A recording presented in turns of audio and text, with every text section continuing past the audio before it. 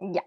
Bueno, muy bienvenidos a todas y a todos a la Universidad Socioambiental, que es organizada por ONG FIMA con la cooperación internacional de la Fundación Friedrich Ebert y la colaboración de la Sociedad Civil por la Acción Climática, más conocida como SCAC.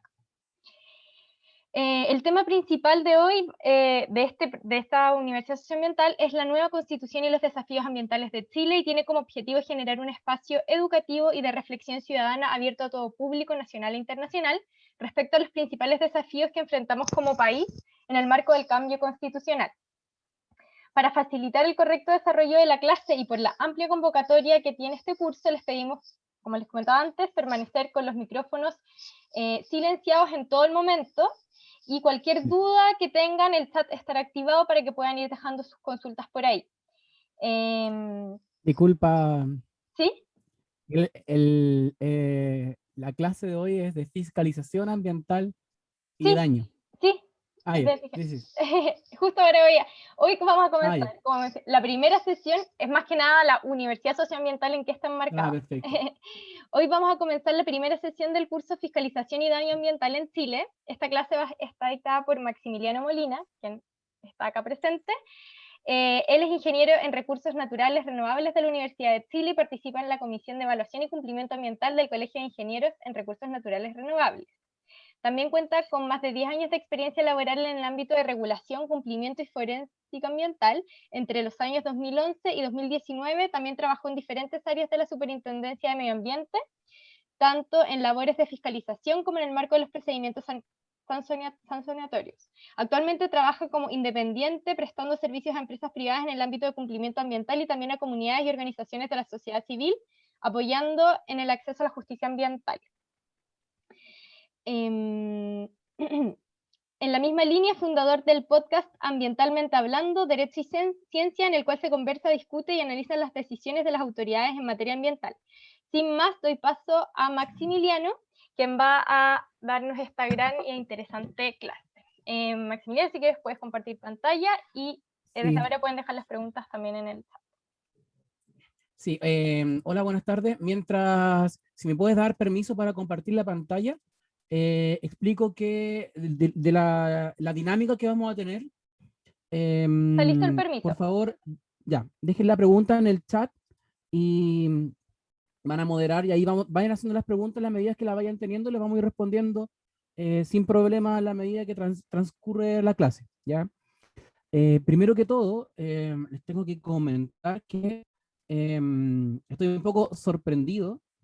Este curso, me comentaron que es uno de los cursos que, no, es el curso que tiene más cantidad de personas inscritas de toda la uso ambiental, lo que me motiva en el sentido de que es un tema que genera mucho interés. Estuve revisando la lista de personas inscritas, hay casi el 70% mujeres, hay organizaciones de la sociedad civil, hay juntas de vecinos, hay organizaciones feministas, hay organizaciones de comunidades de pueblos originarios, hay gente de empresas consultoras, hay encargados ambientales de distintas empresas, hay gente que trabaja en los organismos públicos, entonces el público que hay es sumamente diverso. Voy a intentar eh, hablar en un lenguaje lo más simple posible, pese a que a veces voy a usar términos técnicos y complejos, muchas siglas probablemente, pero no tengan ningún problema en preguntar a la medida que vamos avanzando, ¿ya? Entonces, primero, bueno, muchas gracias por la presentación. Justamente mi expertise en el tema es que ya llevo muchos años de mi experiencia profesional trabajando en estos temas, tanto en el sector público como privado. Este curso vamos a abordar estos temas que están viendo en la pantalla en este momento.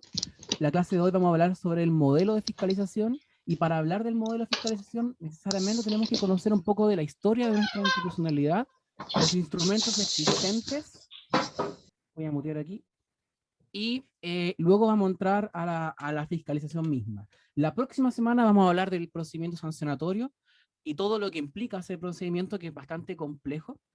Ya en la tercera sesión vamos a revisar casos y vamos un poco a hablar, va a ser más de discusión donde vamos a conversar sobre los desafíos y los problemas que presenta el sistema, el modelo el día de hoy.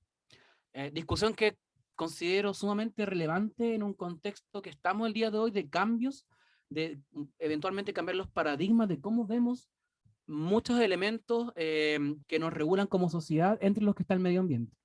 Y finalmente la clase 4, vamos a ahí va a venir una compañera, una colega, se llama Daniela Peña, con quien hemos estado ya casi 6 años trabajando e investigando sobre lo que es el daño ambiental en Chile. Vamos a presentarle algunos resultados de la investigación y contarles cómo se trata el concepto de daño ambiental en nuestra legislación, y donde tenemos también algunos elementos de desafíos y elementos por mejorar a futuro.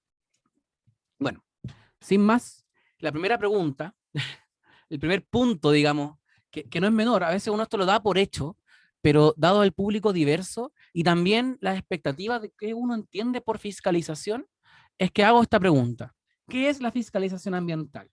Y les pido, por favor, dado que ya hay más de 305 personas conectadas, si pudieran ingresar a este sitio web, menti.com, y ahí les va a pedir un número. Y ese número es el código que está acá, el 7619-2304. Y pongan palabras claves de lo que ustedes entienden por fiscalización. Voy a dar 2 minutos, por favor, si pudieran responder a esa pregunta. Ya hay gente que está respondiendo.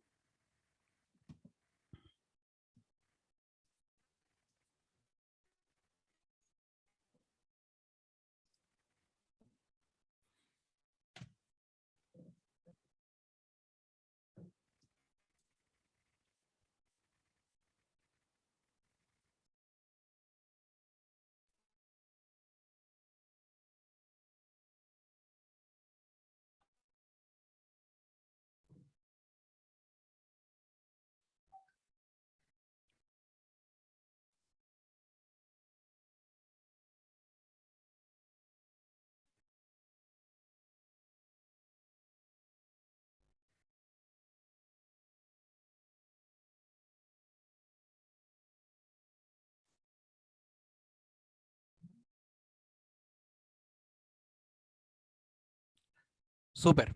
Bueno, sigan respondiendo. Les pido ahora, voy a cambiar la pregunta, ¿ya? Antes de seguir con la otra fase. La primera pregunta era, ¿qué es la fiscalización? Ahora es otra pregunta, ¿qué busca la fiscalización? Si pudieran ingresar al mismo sitio web, por favor, e ingresar el mismo código, y les va a aparecer una pregunta distinta.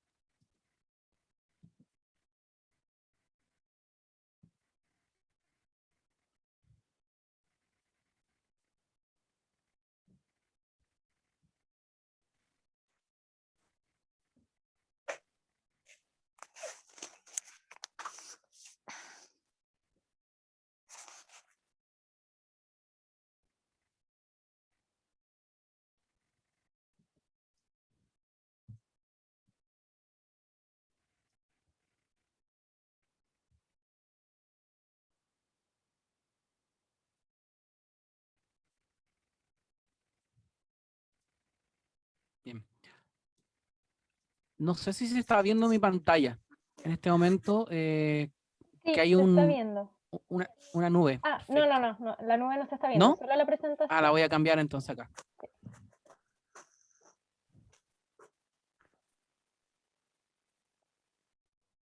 Y Pablo tiene la mano levantada. Pablo, si quieres puedes dejar la pregunta en el chat o si quieres puedes comentar.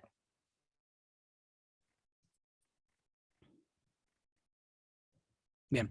Bueno, entonces ante la primera pregunta de qué entendemos, ¿cierto? La diversidad de personas que estamos acá, la fiscalización, aparecen conceptos como control, como con mayor frecuencia, ¿cierto? Inspección.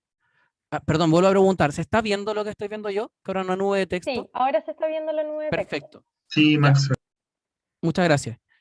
Control, inspección, supervisar, vigilar, revisión, verificación, muchos sinónimos a constatación en menor frecuencia, preocupación, facultad de policía, muy interesante, indagar, bueno, efectivamente, acá sí, esto de menos un concepto que vamos a volver a la presentación,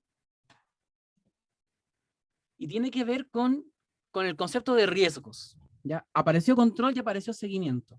Vuelvo a la presentación, ¿se está viendo, cierto? No. No, la presentación ahora no. Uf, bueno, voy a, eso que tengo que compartir pantalla. Bien, vuelvo a la presentación. Si tuviéramos que sintetizar de alguna forma la fiscalización, en términos generales, más allá de lo ambiental, yo la sintetizo en estas palabras, que es el control y seguimiento de los riesgos. Entonces hay una pregunta trascendental que nos tenemos que hacer como sociedad, ¿cierto? A nivel de política pública, que es cuáles son los riesgos que aceptamos y cómo los distribuimos. Entonces, cuando decimos qué riesgos aceptamos, ahí es donde nace todas las normas que nos regulan, que definimos que están nuestra constitución, ¿cierto? Las leyes, las normas que dicta la autoridad del Poder Ejecutivo, y así también cómo gestionamos ese riesgo. Entonces, finalmente, cuando hablamos de fiscalización, hablamos de controlar esos riesgos que alguna vez definimos que vamos a tolerar y establecer distintos mecanismos de control, seguimiento y, por supuesto, disuasión con el objeto de evitar que se generen esos riesgos. Entonces, cuando hablamos de fiscalización ambiental, estamos también inherentemente hablando de un dilema de política pública, finalmente, no menor, porque estamos viendo si están materializándose los riesgos que como sociedad definimos que vamos a tolerar. Y que sabemos que muchas actividades productivas están asociadas a eso, ¿cierto? Bueno, ahora respecto a la otra pregunta, ups, aquí se dejó de compartir. Vuelvo. ¿De qué busca la fiscalización? Aquí en realidad quería saber, había una pregunta, hay un punto trampa. Quería saber si se elegía esa opción. Y efectivamente se eligió 103 veces. Ya, lo que, bueno, vamos a conversar. ¿Cuáles son las opciones que salieron con mayor frecuencia? ¿Cierto? Que es cautelar los componentes del medio ambiente. Perfecto. Eso es parte de los objetivos que busca la fiscalización. Evaluar el estado de las variables ambientales también es parte de lo que busca una fiscalización. Controlar los riesgos aceptados por la sociedad, sí. Restablecer conductas ilícitas, también. Gatillar medidas con fines cautelares, también. Esta pregunta, o sea, esta opción que dice castigar a quienes incumplen, es un tema cuestionable, ¿ya? Cuestionable en el sentido de que ¿qué es lo que busca la fiscalización? ¿Realmente lo que buscamos es una función represiva, castigar? En realidad no, porque lo que buscamos efectivamente es evitar que se generen los riesgos, pero la fiscalización en sí mismo no busca castigar.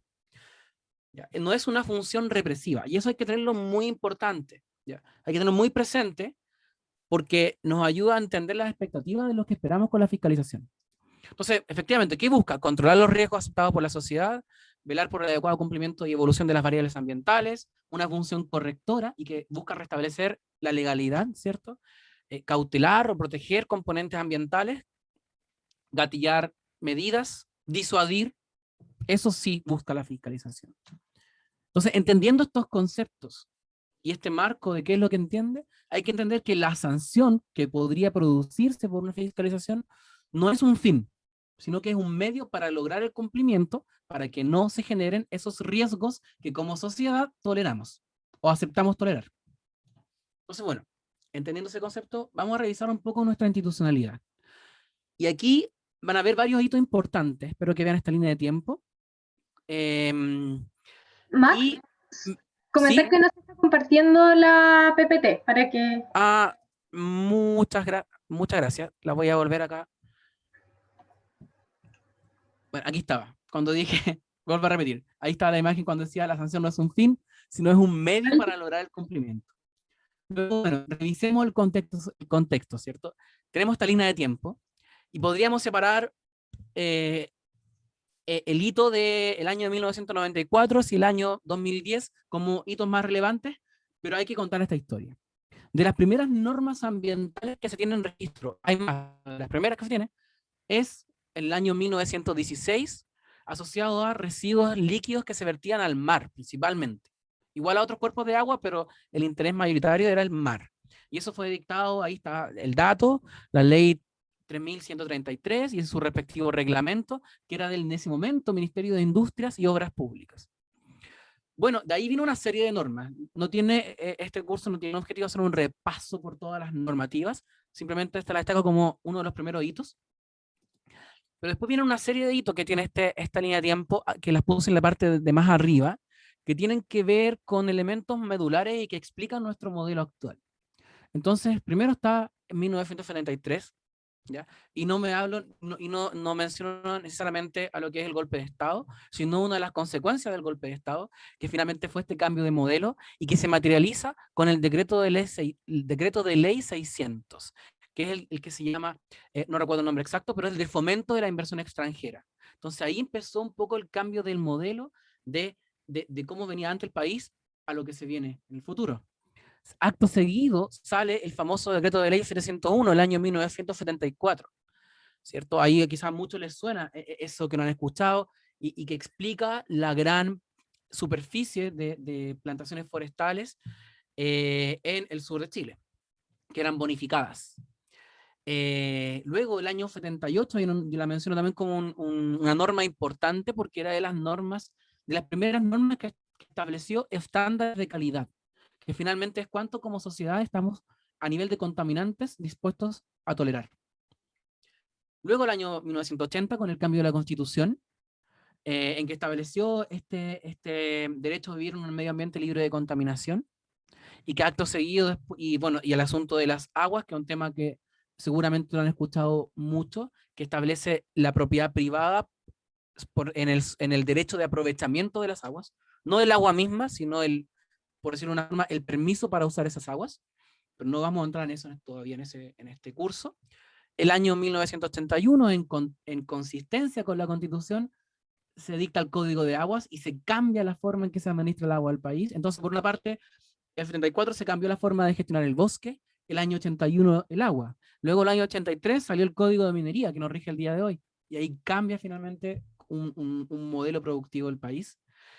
En 1984 recién aparece una institución que fue la Comisión Nacional de Ecología, que estaba dentro del Ministerio de Bienes Nacionales y que buscaba justamente de forma interministerial buscar hacer una propuesta de políticas públicas de protección ambiental. Fueron las primeras como a nivel es como la primera institución propiamente tal enfocada en medio ambiente.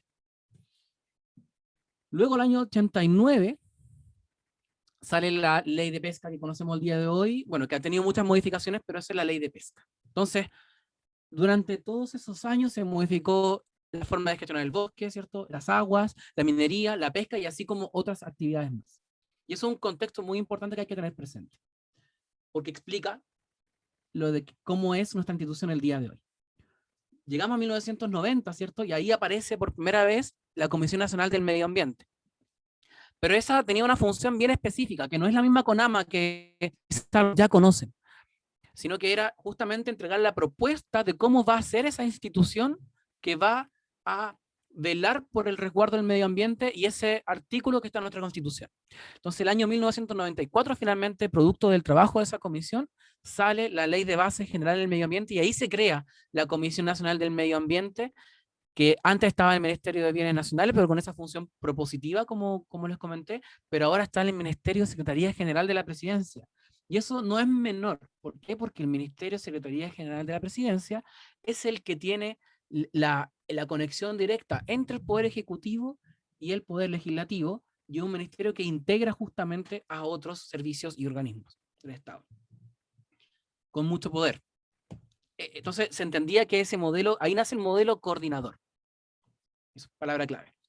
Entonces, bueno, 94. Ahora vamos un poco más rápido en esta línea de tiempo. Entonces se crea, ¿cierto?, la Ley de Base General del Medio Ambiente, el año 94. El 97 sale el Reglamento del Sistema de Evaluación de Impacto Ambiental.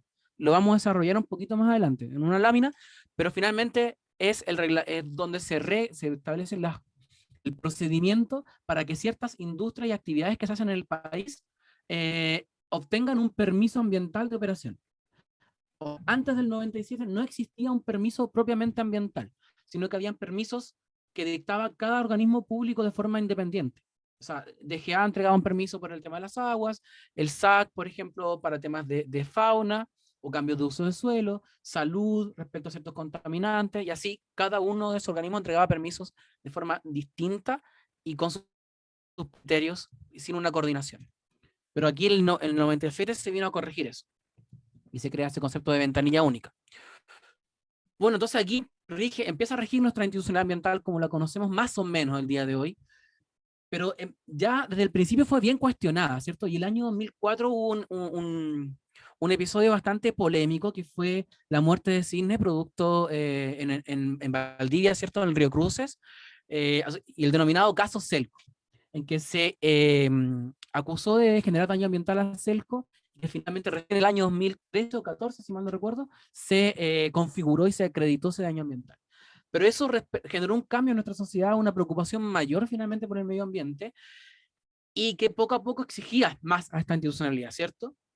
Por otro lado, estaba el interés del país en pertenecer a este grupo de países denominados desarrollados, la famosa OCDE.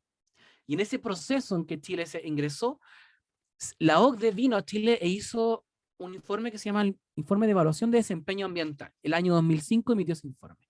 Y ahí establece una serie de observaciones sobre cómo era la regulación ambiental en el país y los cambios que debía tener. Entonces, producto de ese trabajo, se hace una reforma a la institucionalidad ambiental que conocíamos hasta ese momento, y sale una nueva ley el año 2010, justo cuando Chile también formaliza su ingreso a la OCDE.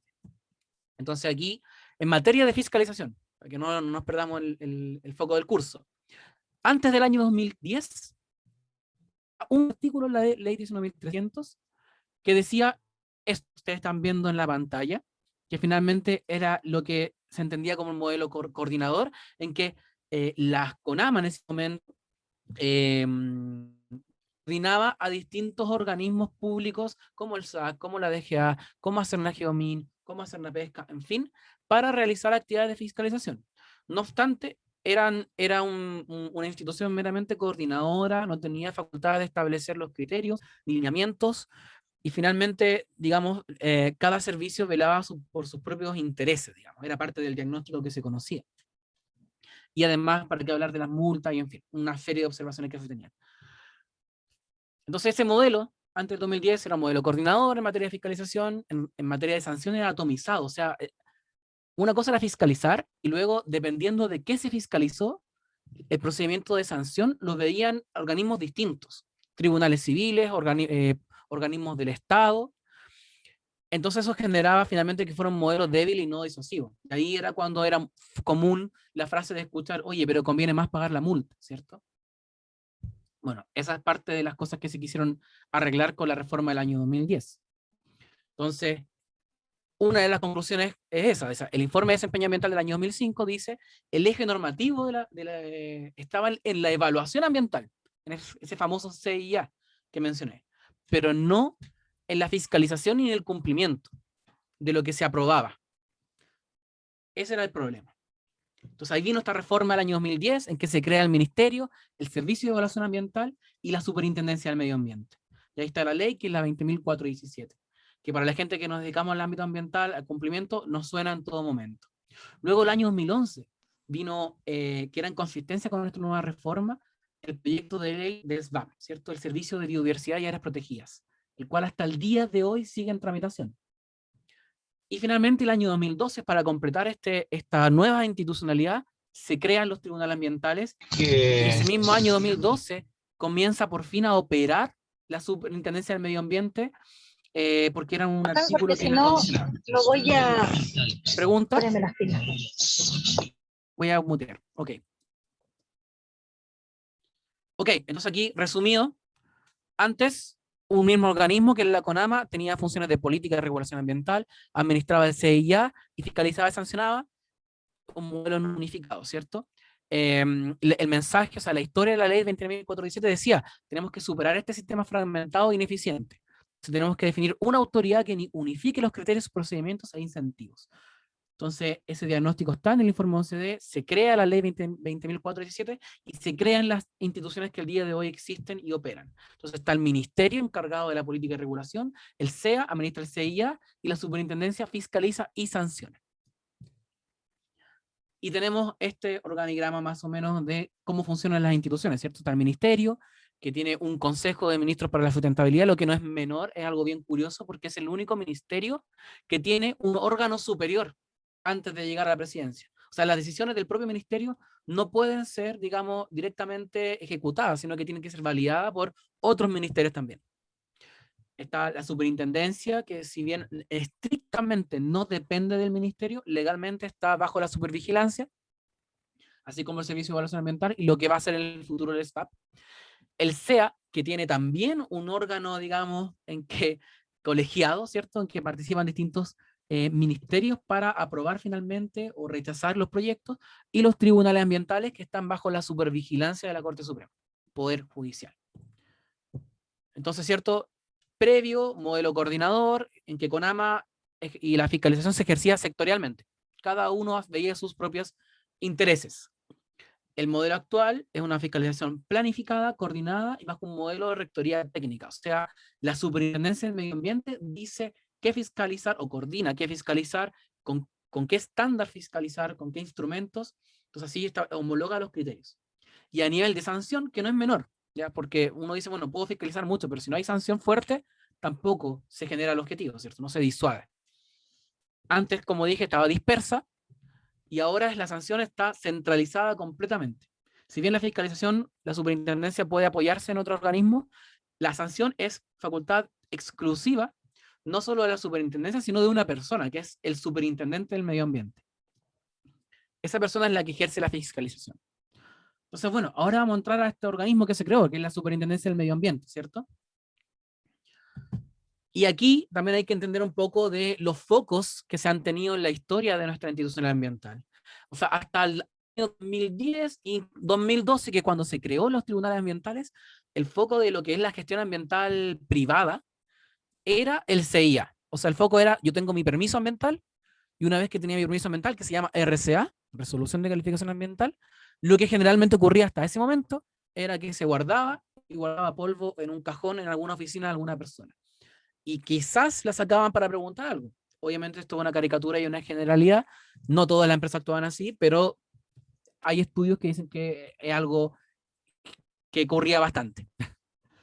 Y que justamente la aparición de los tribunales ambientales que permitió la entrada a operaciones de la Superintendencia del Medio Ambiente generó este cambio en que el foco ahora ya no es necesariamente la evaluación ambiental, o exclusivamente, mejor dicho, sino que ahora es el cumplimiento ambiental, y ahí la RCA nuevamente aparece, este permiso ambiental y otras normas. Bien, entonces, ¿qué dice nuestro modelo actual de fiscalización? Que es una fiscalización asociada a instrumentos de carácter ambiental, y voy a entrar en pocos minutos en detalle, entrar en qué significa eso. Maximiliano, Basado en un principio, sí. disculpa por interrumpir, es que hay una pregunta, si es que ¿Ya?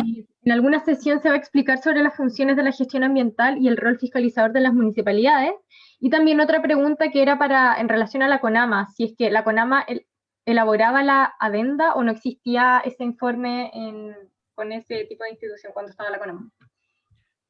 A ver, respecto a la primera pregunta sobre si vamos a entrar al rol fiscalizador de las municipalidades, no directamente, no es un contenido que está así exclusivo puestamente en el curso. Sí pensaba justamente en la clase 3, cuando hablamos de los desafíos de la institución ambiental actual, justamente involucrar a hablar sobre un poco del rol de las municipalidades y cómo se podrían integrar a este modelo de fiscalización. Eso se va a conversar ahí. Y respecto a la otra pregunta sobre si la CONAMA elaboraba las adendas, en pocas láminas voy a resumir brevemente, en una sola lámina, espero lograrlo, el procedimiento de evaluación ambiental, entonces voy a explicar. Pero para no dejar la pregunta, no era la CONAMA quien elaboraba las adendas. Bueno, continúo. Entonces, la fiscalización se realiza sobre instrumentos de carácter ambiental bajo un principio de coordinación. O sea, aquí la superintendencia está arriba y se apoya de forma coordinada con otros organismos del Estado, y además tiene distintas estrategias. Hay un programa anual de fiscalización asociado a otros mecanismos como puede actuar. Ya. Pero finalmente la superintendencia coordina todo y establece los criterios. Eso es lo relevante. Y el modelo sancionatorio, que va de la mano con la fiscalización, ¿cierto? También se asocia a los instrumentos de carácter ambiental. Y también es centralizada, y en este caso es exclusiva del superintendente o superintendente, ¿ya? Y hay un procedimiento. Antes no existía un procedimiento como si no, tan reglado, con tantas condiciones y pasos sobre cómo se debía realizar este procedimiento sancionatorio para velar por los derechos de todas las personas, digamos, tanto de interesados que estuvieran en ese procedimiento, como eventualmente de empresas que pudieran ejercer su derecho a defensa y, bueno, todo lo que podría implicar un procedimiento como con estándares adecuados. Voy a entrar un poco en detalle por qué hago tanto énfasis en lo que son instrumentos de carácter ambiental y qué es lo otro, porque quizás no está quedando tan claro eso, pero lo voy a desarrollar en unos minutos más. Entonces, finalmente, cuando se conversa en la ley, la 20.417, se decide que el órgano, cómo abordar esta fiscalización va a ser a través de una superintendencia. En su momento se conversó si podía ser, por ejemplo, un órgano, una agencia completamente independiente, o una especie de, como lo que es el día de hoy la Fiscalía Nacional Económica, también se pensó algo así, o una especie de Contraloría. O sea, esas cosas estuvieron en conversación. Finalmente se optó por esta figura, y nuevamente destaco, acotada a instrumentos de carácter ambiental y fuertemente controlada, porque fue uno de los puntos más controversiales de la discusión de la reforma. Finalmente, era muy complejo esta institución que se estaba creando, con muchos poderes, y finalmente todos los intereses del país, digamos, había mucha gente, bueno, velando por ciertos intereses, ¿cierto? Entonces, a esta institución se le crearon varios pesos y contrapesos. Por eso esa figura y lo que menciona acá. O sea, primero, garantías del procedimiento, que antes no había un procedimiento exclusivo de sanción en régimen ambiental, con muchas reglas y condiciones y facilidades, digamos, garantías orgánicas, ¿cierto? O sea, que lo que dice la ley de la superintendencia es que quien fiscaliza no puede instruir el procedimiento sancionatorios, y tampoco es quien cursa la sanción. Son funciones distintas. No pueden cruzarse dentro de la institución. Y las garantías revisoras. O sea, además, una de las condiciones fue, bueno, pero ya dado que se está creando este monstruo, como se mencionaba en su momento, vamos a crear un órgano, en este caso distinto, que controle los actos de esta institución, que fueron los tribunales ambientales, que nacieron con la función de controlar las decisiones de la Superintendencia del Medio Ambiente. Eso fue, digamos, estos pesos y contrapesos del modelo que se creó el año 2010 y que opera al día de hoy. Entonces ahora viene la pregunta, cuando he hecho tanto énfasis en este concepto de instrumentos de carácter ambiental. Entonces, ¿la superintendencia realmente fiscaliza el medio ambiente? Es una pregunta, uno puede entender así, quizás es una pregunta bien elemental, pero no es trivial, es sumamente importante. Y la respuesta a esta pregunta es que, como todo lo que ocurre en estas cosas, depende, ¿cierto? Pero al menos hasta no hace muchos años, y como lo ha entendido la misma superintendencia, es que no fiscaliza propiamente tal el medio ambiente, sino que fiscaliza los instrumentos de carácter ambiental. Entonces, no es que va a ir a ver per se, por ejemplo, el estado de un cuerpo de agua porque sí. Si es que lo va a ir a ver, es porque tiene la sospecha o está investigando qué empresa o qué industria o qué actividad está generando un problema sobre ese cuerpo de agua. Y lo que va a controlar finalmente es que si esa actividad que esté generando el problema sobre el cuerpo de agua está cumpliendo todo lo que debe cumplir. Y aquí, quizás para ser más claro, comparo con otras legislaciones. Por ejemplo, una legislación que conozco un poco más, que es la de Brasil. En Brasil, la ley finalmente del organismo allá que cursa infracciones ambientales, que es la IBAMA, establece sanciones, mejor dicho, establece como infracción, por ejemplo, que un efecto sobre el medio ambiente. Por ejemplo, que se haya generado un cambio en las condiciones de un cuerpo de agua por algún contaminante. Aumentó un contaminante en un cuerpo de agua, por ejemplo. Acá en Chile, la posible sanción asociada a eso no es porque se modificó la condición de calidad de ese cuerpo de agua, sino es porque la empresa no hizo lo que tenía que hacer, que eventualmente hay que investigar qué es lo que no hizo. Quizás no hizo una buena mantención de su sistema de tratamiento, no instaló el sistema de tratamiento, no lo operó cuando correspondía, quizás operó con una producción mayor a la que tenía autorizada y eso generó que la planta de tratamiento no diera abasto. En fin, pueden ser muchas cosas que hayan generado este efecto, pero por decir una forma, el castigo, esa sanción, no es por el efecto, sino es por la conducta que no hizo. Entonces son cosas distintas. Eso es importante, especialmente también teniendo presente lo que vamos a ver en la última clase respecto a daño ambiental. Entonces, la SMA no fiscaliza el medio ambiente propiamente tal, pero tiene sus matices que lo vamos a ver en un par de láminas a continuación. Entonces, bueno, siguiendo con el mismo esquema, aquí un clásico meme, ¿cierto? Uno dice, bueno, medio ambiente, protegerlo, la SMA, pero controlar la industria, sí. Eso sí hace la superintendencia. Entonces, aquí están distintos niveles de competencias. Entonces, la superintendencia puede fiscalizar, ¿cierto?, distintos instrumentos de forma exclusiva, RCA, PPDA, normas de calidad, normas de emisión, planes de manejo y otros. Todas estas siglas que acabo de decir las voy a explicar en una lámina siguiente. También hay competencias sectoriales, ¿cierto? Que hay materias e instrumentos que no son de competencias de la SMA. Por ejemplo, lo que tiene que ver con el ejercicio de los derechos de aprovechamiento de aguas. Eso no tiene que ver nada la superintendencia ahí. Salvo que hayan establecido condiciones específicas para ese caso en específico dentro de algunos de los otros instrumentos que sí la superintendencia tiene competencias. Pero tiene una competencia que se le ha denominado de clausura. Pero es finalmente esta clásica que es lo otro. Todo lo otro que no vea nadie más. Esa es la otra competencia abierta. Y la vamos a ver también cómo la podemos traducir. Entonces acá hay esta lámina que viene a continuación. Hay una pregunta bien importante. Bueno, ¿sobre qué se ejerce esa potestad de fiscalización? ¿Qué es lo que fiscalizo?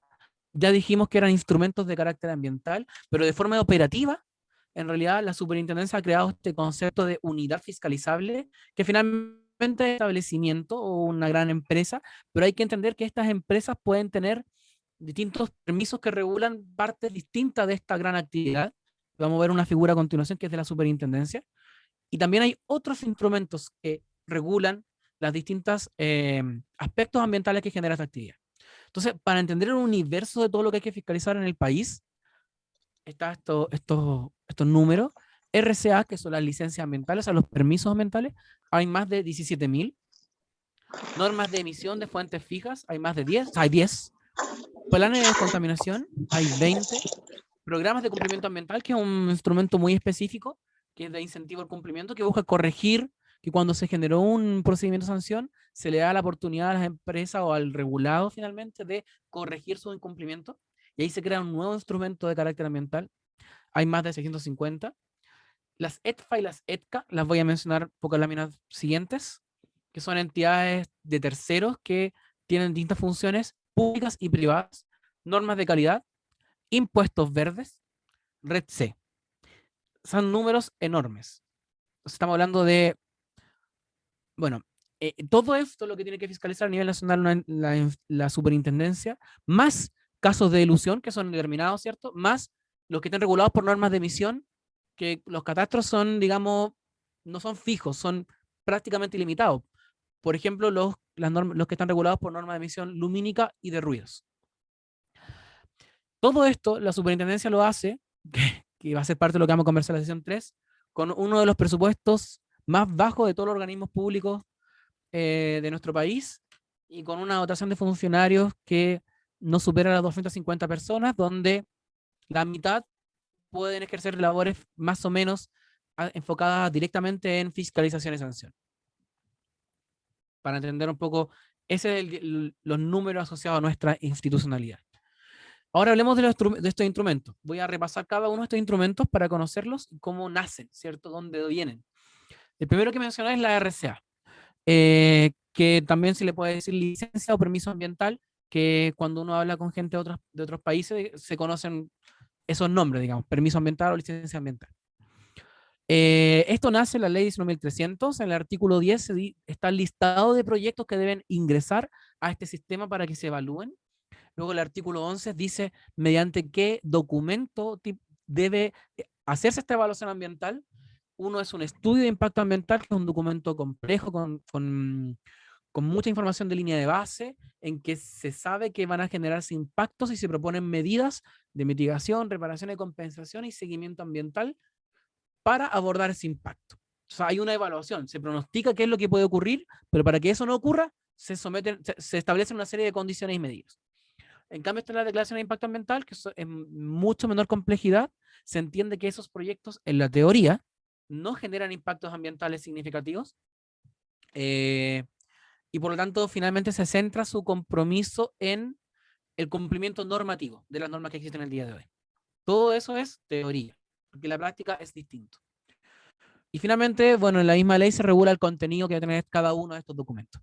Pero ¿cómo funciona el procedimiento? A propósito de la pregunta que me hicieron delante. Entonces, al Servicio de Evaluación Ambiental, que es quien administra el CIA, que es el Sistema de Evaluación de Impacto Ambiental, ingresa este documento de evaluación, día o ella, ingresa, el SEA lo envía a los distintos organismos públicos con competencia ambiental. Estos organismos emiten sus observaciones, las manda el SEA elabora un documento que se llama IXARA, que es el informe consolidado de aclaraciones, rectificaciones y se me olvidó el otro, pero ahí más de alguno lo debe conocer, la sigla completa. Este documento se le envía a la empresa, se le da un plazo para responder. Esta empresa es quien elabora una adenda. Esta adenda es la respuesta a las observaciones que se hacen en el IXARA. Esto llega nuevamente al SEA, el SEA vuelve a preguntar al organismo su opinión, y esto puede tener hasta 3 iteraciones en la práctica, y en algunos casos muy específicos ha iterado hasta 5 veces. Finalmente se emite por parte del SEA, que consolida todas las observaciones, y aquí quizás, y no está aquí en esta figura que falta incorporar, también están las observaciones que salen de la participación ciudadana y también de la consulta indígena.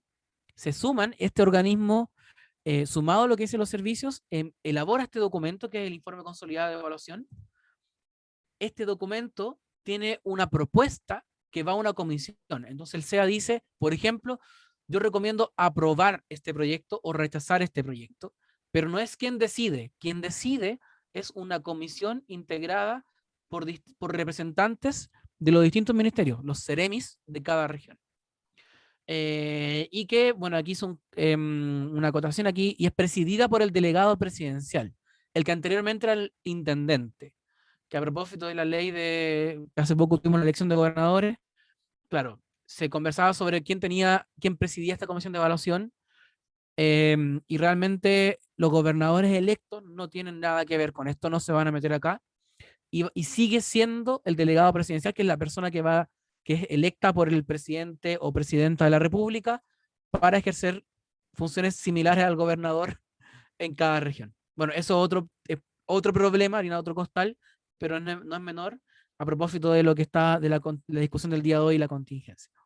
Finalmente, si esta comisión aprueba el proyecto por mayoría simple, se emite esta RCA, que es la resolución de calificación ambiental, y es un permiso ambiental con muchas condiciones que debe cumplir esta empresa para operar.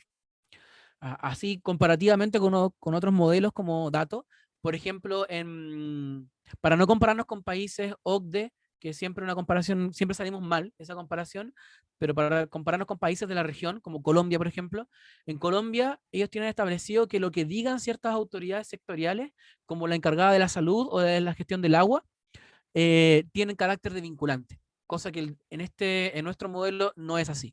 Todas estas observaciones podría ocurrir un caso extremo, sería bien extremo porque es muy hipotético, que todos digan que no, pero el SEA diga que sí. Y finalmente, o incluso que el SEA diga que no también, y todos digan que no, pero la comisión, al ser un ente totalmente político, diga que sí. Entonces ahí se generan finalmente toda esta discusión, y que ha salido en televisión varias veces, sobre la judicialización de los proyectos y la incerteza jurídica. Bueno, eso es este mundo, el mundo del CIA y los permisos ambientales. Vamos a seguir con otros instrumentos. Vamos a ir más rápido. Están las normas de calidad. Finalmente, las normas de calidad son las que establecen los parámetros, los límites máximos de lo que toleramos en ciertos contaminantes para ciertos medios. En nuestro país existen normas de calidad para el aire y para el agua. No existe el día de hoy normas de calidad para el suelo. Y además existen lo que son las normas primarias y secundarias. Las normas de calidad primaria están enfocadas en la protección de la salud de las personas. Las de carácter secundaria, enfocado en el resguardo del medio ambiente y los recursos naturales existentes en la zona. Entonces, en gris, en este esquema, que lo dejo ahí en la presentación para que lo vean después en la clase grabada, que va a estar en YouTube, están las normas de primaria y secundaria de calidad del aire para al aire, perdón, y en el color más celeste las del agua. Son casi todas secundarias, mejor no todas, hasta 5 de las 7 son de carácter secundario, o sea que se enfocan en componentes del medio ambiente y son acotadas, por lo tanto, territorialmente. O sea, cuenca del río Biobío, lago Villarrica, y está importante porque en la norma calidad secundaria de agua del lago Villarrica, a propósito del instrumento que vamos a ver después, va a ser la primera norma de aguas que tenga un plan de descontaminación asociado. Y voy a mencionar brevemente estas normas de calidad primaria asociadas a aguas marinas y aguas continentales con fines de recreación, porque son normas que si bien son del año 2008, en la práctica son letra muerta, porque para su fiscalización requieren que hayan dictado planes de control y seguimiento de estas normas, planes que el día de hoy, 2021, más de 13 años de haberse dictado esas normas, no existen. Entonces no se puede exigir el cumplimiento y fiscalización de esas normas de forma concreta. Lo que es un tema no menor, digamos, en nuestra institucionalidad. Bueno, sigamos. Normas de emisión. Esto finalmente regula la fuente. Normas de calidad regula el medio ambiente propiamente tal. La de emisión regula una fuente. Entonces están las de ruido, que cuánto ruido emite. La lumínica, que es una norma que también destaco que el día de hoy está en revisión, y si bien nació con el objetivo de proteger los cielos nocturnos, los cielos para la astronomía en el norte, la revisión que está haciendo el día de hoy se está ampliando a aplicación a todo el territorio nacional, y además se incluye también la protección de la biodiversidad como objetivo de la norma, lo que no es menor, lo que es bien importante, porque muchas de las aves y aves que están en categorías importantes de protección de conservación son afectadas justamente por la iluminación en puertos, en barcos y en las zonas costeras principalmente. Entonces están reguladas las termoeléctricas en el país, las fundiciones de cobre, por ejemplo, los procesos de incineración o coincineración que, por ejemplo, tienen las cementeras. Esto es, la coincineración es una especie de quemar un residuo y aprovechar esa energía, aprovechar ese proceso para generar energía. Por eso es coincineración. ¿Ya? Está la emisión de gases TRS asociado a la industria de celulosa. TRS es una sigla, pero finalmente de gases asociados a sulfuros que son de mal olor. Entonces se podría entender que es la primera norma de olor, pero no es norma de olor propiamente tal porque regula un gas. Están estas normas, aquí puso un cuadro de un color distinto que dice norma de emisión de combustión a leña y otras. En estas otras, finalmente lo que quiero decir son normas que regulan no fuentes fijas, sino que otro tipo de fuentes, como fuentes móviles o productos. Porque la norma de combustión de leña regula finalmente la estufa a leña. Entonces hay estándar, y eso lo controla no la Superintendencia del Medio Ambiente, sino que lo controla la Superintendencia de Electricidad y Combustibles. Y así como también están las normas de emisión que quizás todos conocemos, pero están tan integradas que no estamos tan claros, que son las de los vehículos y que se controlan, por ejemplo, en el proceso de revisión técnica. Ahí hay normas de emisión de los motores de los vehículos, de las motos, de los buses, que establecen límites máximos de los contaminantes que pueden emitir las fuentes móviles. Y finalmente las normas asociadas a descarga de residuos industriales líquidos, a aguas continentales y aguas marinas y aguas subterráneas. Y esta es una norma especial que aplica solo a Codelco Teniente.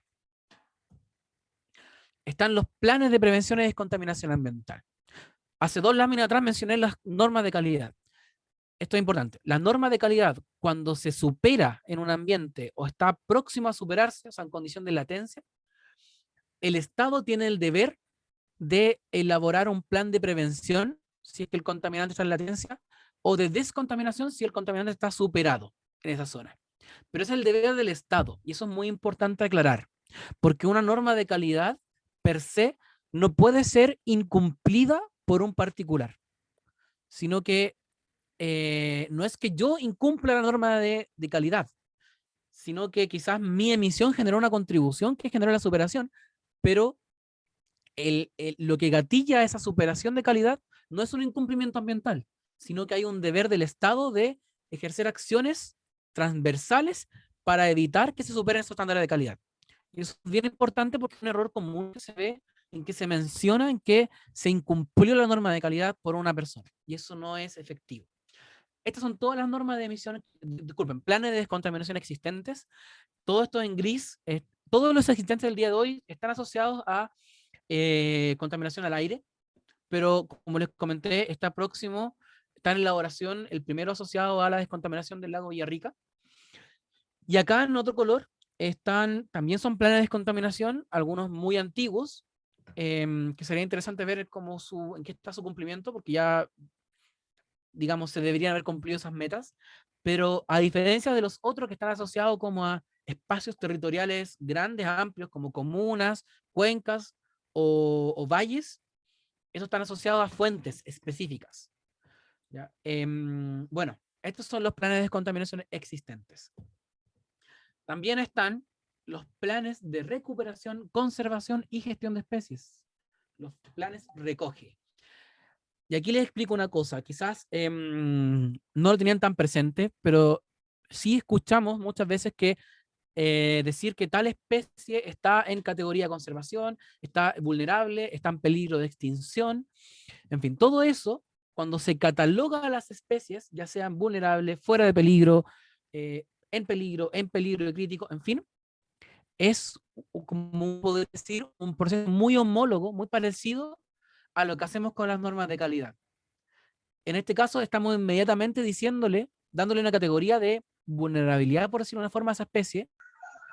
Y cuando una especie esté en categoría, por ejemplo, vulnerable o en peligro crítico o en peligro, surge el deber del Estado de crear un plan de recuperación, conservación y gestión de especies para esa especie en particular. Entonces, el plan recoge vendría a ser un homólogo a lo que es el plan de descontaminación y el reglamento de clasificación de especies a lo que son las normas de calidad, pero en el ámbito de la biodiversidad. Entonces aquí los planes recoge que existen el día de hoy. Está el de la chinchilla cola corta que salió a principios de este 2021. Está el de la flora costera del desierto, pero uno podría resumirlo, y por eso puse la foto acá, que es el desierto florido. Está el del ruil, un otofagus que está principalmente en el Maule, parte del Biobío. Está el lucumillo, que es este arbusto que está en la región de Coquimbo. Está el canquén colorado, que es protegido en la región de Magallanes. Y están estas dos especies que, si bien está aprobado el plan recoge por el Consejo de Ministros por la Sustentabilidad, a la fecha no se ha dictado la resolución, no se ha publicado el decreto, quiero decir, que establece el plan propiamente tal. Y esos son de la Fardela Blanca, por eso están con ese cuadro rojo, y del Huemul, pero el Huemul acotado específicamente a la zona de Nevado de Chillán. Esos son los dos planes recoge que están por salir, están aprobados, pero no existe el decreto el día de hoy, publicado. Planes de manejo. También están los planes de manejo, que probablemente muchos lo han escuchado y generalmente lo deben asociar a planes de manejo de corta de vegetación, que son los que tramita CONAF. También están los planes de manejo que se tramitan en el marco de las pesquerías, ¿cierto? Que para aprovechar la pesca de merluza común y otras más, o merluza austral, en fin. Pero aquí hay un tema delicado y que quiero mencionar igual, dado que estamos conociendo estos instrumentos de carácter ambiental que son fiscalizados después, que es parte de la fiscalización ambiental de nuestra institución. Algo bien interesante. En la ley de bases del medio ambiente se estableció este artículo, que el artículo 42, y ahí destaco una frase, pero lo voy a leer. Dice que el Ministerio del Medio Ambiente, conjuntamente con el organismo público encargado por ley de regular el uso o aprovechamiento de recursos naturales en un área determinada, aquí, paréntesis, por ejemplo, CONAF, que regula el uso y aprovechamiento de los bosques, o cernapesca, digamos, no, subpesca, que regula el uso y aprovechamiento de recursos hidrobiológicos en el mar. Ahí están. Exigirá, cuando corresponda, la presentación y cumplimiento de los planes de manejo de los mismos a fin de asegurar su conservación. Y estos incluirán, entre otras consideraciones ambientales, las siguientes, que es mantención de caudales de aguas y conservación de suelos, mantención del valor paisajístico y la protección de especies clasificadas en el marco del reglamento de clasificación de especies. Y aquí dice, lo dispuesto en este artículo es sin perjuicio de lo establecido en otros cuerpos legales sobre planes de manejo de recursos naturales renovables y no se aplicará a aquellos proyectos o actividades respecto de los cuales se hubiera aprobado un estudio o declaración de impacto ambiental. Ok, entonces para todo lo que no ingresó al CIA y que tramitó un plan de manejo, en estos casos de los conocidos, que son CONAF o Subpesca, Subsecretaría de Pesca, debiera entonces el Ministerio del Medio Ambiente exigir que esos planes de manejo consideren criterios ambientales, como mantención de los caudales y valor paisajístico o protección de especies clasificadas. Aquí uno se cuestiona inmediatamente, un cuestionamiento que me hice en su momento en el estudio de los instrumentos fue, bueno, dado que entonces que los planes de manejo de, por ejemplo, merluza austral y otros recursos hidrobiológicos debieran incorporar criterios de protección de especies clasificadas, ¿qué tan compatible es este criterio con el uso de artes de pesca no selectiva como la pesca de arrastre? Bueno, una pregunta que queda abierta, pero, y la relevo acá, ¿por qué? Porque estos planes de manejo que están establecidos en la Ley de Bases del Medio Ambiente y que debieran ser fiscalizados por la autoridad ambiental, no existen. No existe a la fecha, pese a los años que tiene esta ley, ningún plan de manejo, ya sea de bosque o de uso de protección de recursos hidrobiológicos, que haya considerado estos criterios que busquen asegurar la conservación de los recursos naturales. No existen. Entonces ahí hay una especie de llamado a la atención a nuestra institucionalidad que no está abordando esto como corresponde, al menos en los términos que la ley lo dice. No es más que eso. Entonces, bueno, al no existir, menos se pueden fiscalizar. Entonces, claro, aquí era un ejemplo de lo mismo. Aquí, por ejemplo, hay un recorte, como ven en la imagen, de un extracto de la ley de bosque nativo, la ley 20.283, que es la de bosque nativo del año 2012, que incluso para hacer bien compatible esta conexión con la ley de medio ambiente, estableció este artículo 15, en que dice que la corta de bosques nativos deberá ser realizada de acuerdo a las normas que se establecen en este título de la ley de bosques, sin perjuicio de aquellas establecidas en la ley 19.300, que es lo que vimos en la lámina anterior, con los objetivos de resguardar la calidad de las aguas, evitar el deterioro de los suelos y la conservación de la diversidad biológica. Esto está explícito en la ley de bosques nativos y el día de hoy tampoco se ha aplicado. Y esto es lo que justamente conecta estos planes de manejo que les estaba explicando. Bueno, entonces volvamos al ámbito de fiscalización, porque todo esto que expliqué ahora es para entender la fiscalización, porque es todo lo que debe fiscalizar este organismo, que es la Superintendencia del Medio Ambiente, en que debe fiscalizar RCA, plan de contaminación, normas de emisión, normas de calidad, plan de manejo, que lo pinta aquí en verde porque no existen, pese a que teóricamente existen, pero en la realidad no existen. Otros, ¿cuáles son esos otros? Bueno, aquí están mencionados, ya mencionamos algunos que son los planes recoge. Los planes recoge y los planes de manejo, el día que aparezca el servicio de biodiversidad, que el día de hoy no existe, cuya ley se tramita del año 2011, debieran ser fiscalizados por ese organismo. Mientras tanto, los debe fiscalizar la Superintendencia del Medio Ambiente y no asociado a los planes recoge que el día de hoy sí están aprobados, no consta actividades de fiscalización que se hayan realizado. Es un instrumento que no está siendo fiscalizado. También están los impuestos verdes, que salió hace no muchos años, a propósito de una reforma tributaria, que se pagan impuestos de acuerdo a cuánto emito al aire, en este caso de contaminantes. Está el REDC también, lo que debe fiscalizar la superintendencia, el cumplimiento del registro de emisiones y transferencias de contaminantes, que se reporte lo que se tiene que reportar y se haga esas declaraciones juradas que tienen que hacer anualmente y que probablemente muchos consultores y colegas que me están escuchando en este momento deben estar entre escuchándome a mí y emitiendo en este momento enviando los últimos certificados que deben cumplir en el plazo próximo. La ley REP, que le puse REP entre comillas porque se conoce como ley REP, pero es una ley mucho más amplia que la REP. La REP es uno de los tantos instrumentos de la ley. pero establece otros instrumentos más para finalmente generar un cambio en la gestión de residuos del país. Es una ley muy interesante y que está al día de hoy, digamos, avanzando lentamente. Están las ETFA y las ETCA, que les vamos a explicar próximamente, y las medidas provisionales y otras cosas más que tiene facultad de dictar la superintendencia. Entonces, todo esto que hemos conversado, y voy a hacer una pequeña pausa por si alguien tiene preguntas o quiere conversar algo, es lo que debe fiscalizar la Superintendencia del Medio Ambiente. Estos son los denominados instrumentos de carácter ambiental. Y como ven, también hay poco espacio para fiscalizar al medio ambiente propiamente tal. ¿Mm? Entonces, bueno, no sé si Maximiliano, tienen... ¿Sí? sí, que habíamos dejado algunas preguntas para el final, ya que en el chat se había armado una discusión de que era más cómodo dejarlas como todas juntas. Entonces yo las anoté, las Bueno, sistematicé y te las voy a leer. Voy a... ya. Ya, entonces preguntan, ¿cuál es la diferencia entre una RCA y una resolución exenta que entrega el SEA? Voy haciendo una a una mejor y... Ya, mejor. Eso. Respecto a esa pregunta, depende, ¿ya? Porque cuando ya hablamos de RCA, que se llama Resolución de Calificación Ambiental, en estricto rigor, es una resolución exenta, ¿ya? Pero cuyo objetivo, lo que busca esa resolución exenta es de entregar una calificación ambiental, ya sea favorable o desfavorable, al proyecto que se estaba discutiendo. Las resoluciones exentas en general son la forma en que los organismos de la administración del Estado emiten sus pronunciamientos o decisiones. Entonces, cualquier cosa, desde aprobar un contrato de una persona, una licitación, o emitir un pronunciamiento formal sobre si un proyecto se aprobó o no se aprobó en palabras simples. Pero específicamente a esa resolución que aprobó o no aprobó un proyecto, se le denomina en la práctica RCA, que es Resolución de Calificación Ambiental. No sé si eso responde a lo preguntado. Perdón. Ya, voy a seguir con la otra por mientras.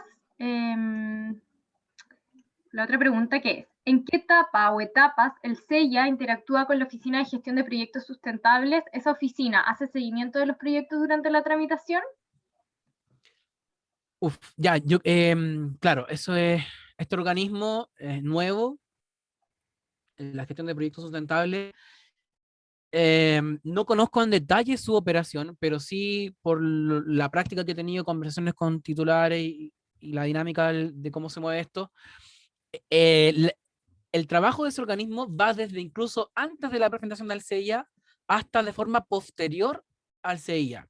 Conozco casos en que han justamente orientado en cómo presentar el proyecto de la mejor forma para ingresar al CIA, y en cada etapa que corresponda, digamos, hay una interacción que no es formal, porque no es parte del procedimiento del CIA, pero sí al entender que hay una política de Estado, que podemos estar de acuerdo o no podemos estar de acuerdo, pero es una forma una forma que se manifiesta, una forma de querer tramitar ciertos proyectos que son de interés para el gobierno de turno.